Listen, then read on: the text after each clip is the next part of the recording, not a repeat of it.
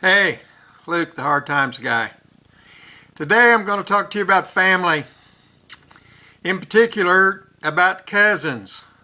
Mother's Day I spent the weekend in Arkansas. I had some cousins from California and they were coming to Arkansas that weekend for a high school reunion. And so some of my Arkansas cousins had arranged a couple of days of activity. One day was a fish fry, another day was a pitch-in dinner.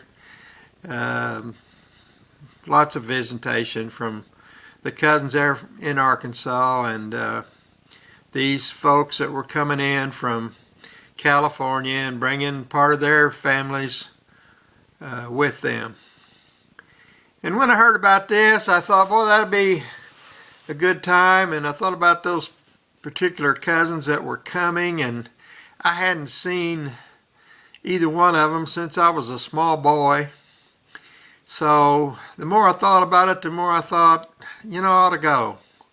I ought to go down there. It's just too good an opportunity to miss. So I mentioned it to my children, and the girls, they decided they'd like to go too. So we just put together a little plan and took off and arrived in Arkansas on Friday and spent 3 days and came back on Monday. That's what I want to talk to you about. And I'm going to have to stop a minute and talk to you about cousins. In my family, and pretty much in my wife Betty, in her family as well, cousins are special people. We grew up in families that got together frequently and all came together on special occasions, and our cousins were like friends, more than friends. They were like good friends, and maybe even more than good friends, they were like best friends. That's how it was with cousins in my family, on my dad's side, on my mother's side, both, and in Betty's family, pretty much on both sides of her family. Cousins are a big deal, and cousins were a big part of our lives growing up, and cousins were like best friends. That's how it was in our families. On this particular trip to Arkansas, it caused me to think about some cousins I hadn't thought about in a good while, and some cousins even that I didn't know. Now I knew on my mother's side, I knew all my cousins. I could go through and name them from top to bottom. But on my father's side, and I just learned this during this visit, there were 41st cousins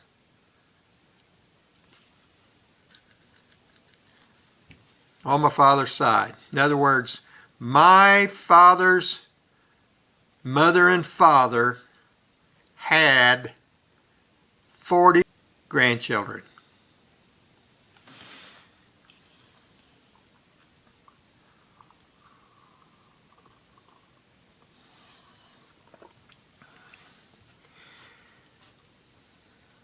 I don't think I ever met all of them. I couldn't say that I have memories of some of those, especially the California ones, because I didn't have that many opportunities to meet them or interface with them. Some of them maybe only once or twice in my lifetime, and some of them maybe never. Not sure.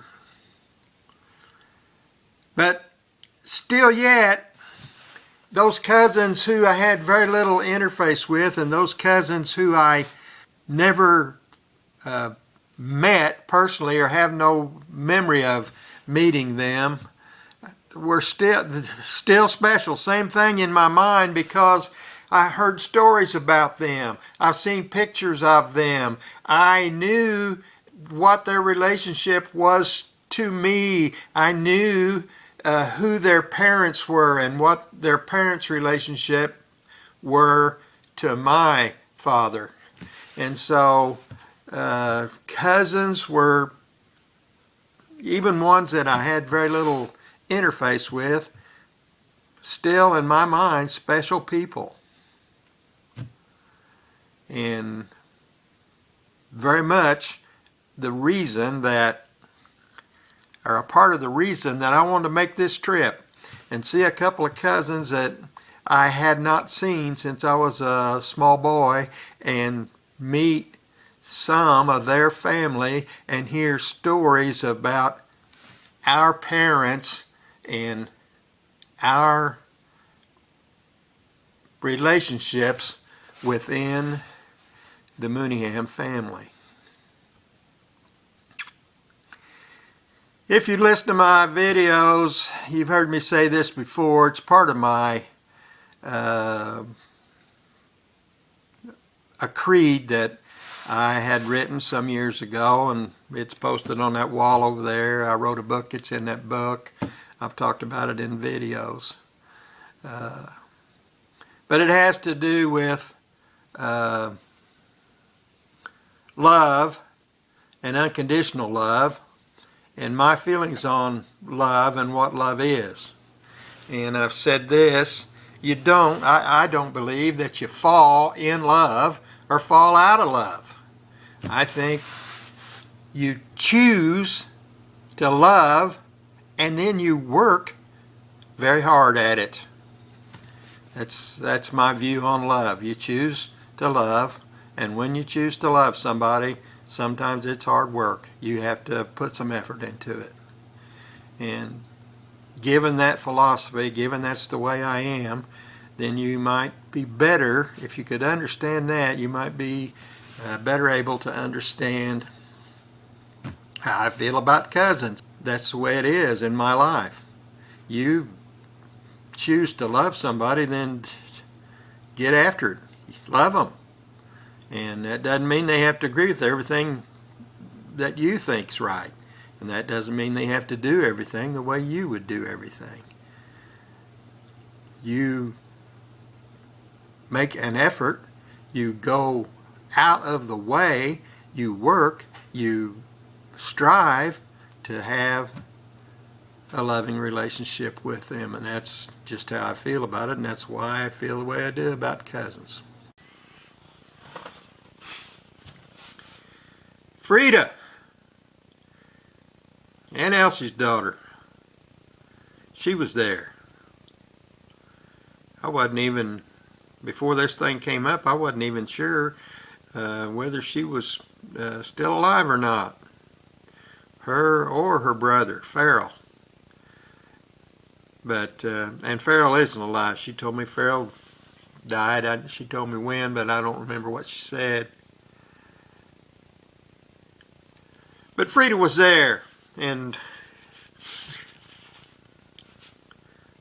somebody, I don't know whether it's Barbara or Larry, had mentioned that Frida was wanting to come but wasn't going to get to because she was depending on Billy Mooneyham to bring her, and I think they were coming from like Texas, but I could be wrong about that too. But wherever it was, Bill couldn't bring her because he had a graduation of one of his grandkids and he wasn't going to be able to come, so Frida wasn't going to get to come. That was the last word that I'd heard. So I was surprised when I got to Glenn's on Friday. There she was. And she's the oldest of the 41 grandchildren that are left. She wasn't the oldest to begin with, but she's the oldest one now that's still living. And I think she said she was 93. Betty told me a while ago that she said she was 94, but you know how that goes. I'm thinking I'm right, but usually Betty's right. So Frida's either 93 or 94, but I'm telling you what, she looked great. Her son, Brick, he brought her, and for a lady her age, I thought she looked great. I've got friends in their 60s don't look as good as she did. But there she was, and I was glad to see her. And she didn't stay. She was staying at the motel in Jonesboro where we were staying, and Betty and the girls saw her at breakfast Saturday morning before they headed back home, but I didn't see her. I saw her at Glenn's. And she looked good. I was glad to see her. Hadn't seen Brick, I don't think, since he was a little kid. I wouldn't have known him. I think I'd have known Frida if I'd have just met her somewhere. I thought, are you Frida, my cousin? But Brick, I wouldn't have known him. But, he's probably a 70-year-old man, and I hadn't seen him since he was just a boy. Maybe what I refer to as the Great Rabbit Hunt. The last time I saw Brick, and that's when I was probably about 16, so however old he was compared to me being 16, he might have been 10. I'm not sure.